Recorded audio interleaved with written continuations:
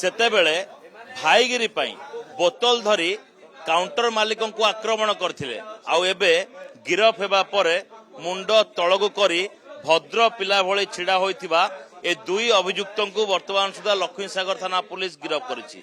ए दुई अभियुक्त हेउछंती जणे होची कालाराम एवं अन्य जणे होची संतोष।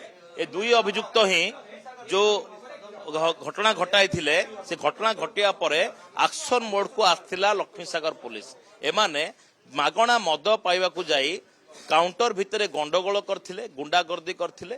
तो तापर कह जाइथिला जदि कोनोसी व्यक्ति आपणक पाखक आसुची मागणा कौनसी जिनस मागुची बा गुंडागर्दी करुची सेमानक विरोध में कार्यानुष्ठान ग्रहण कर।